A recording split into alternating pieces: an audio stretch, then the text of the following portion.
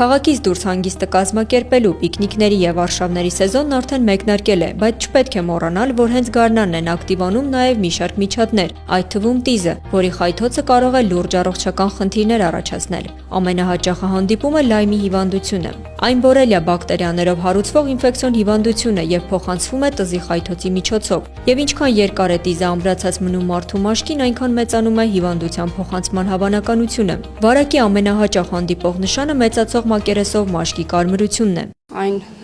գնալով մեծանում է,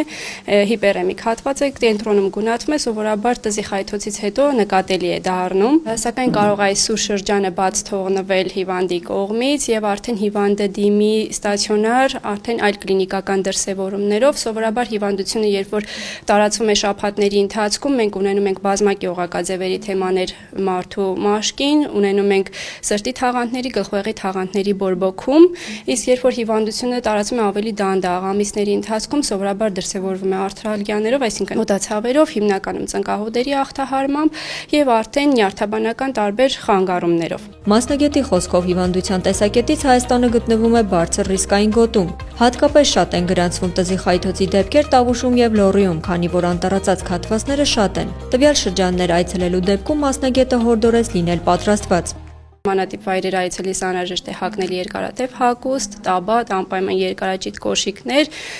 մաշկին քսել օրինակ ռեպելենտներ միջատասպան, իսկ հագուստին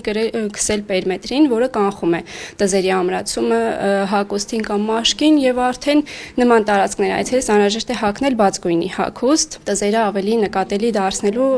նպատակով։ Նմանատիպ վայրեր այցելելուց հետո անհրաժեշտ է անպայման զննել ամբողջ մարմինը տզերի վաղ հայտնաբերման նպատակով, եթե արդեն տեսել ենք, որ կա մաշկին ամրացած տիզ,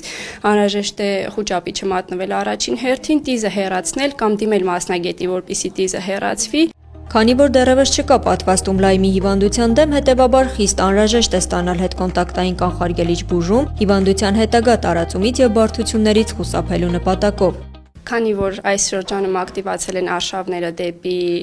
լեռներ, դեպի անտառացած հատվածներ, սովորաբար դիմելիությունը այս շրջաններում բարձրանում է։ Լայմի հիվանդության ոչ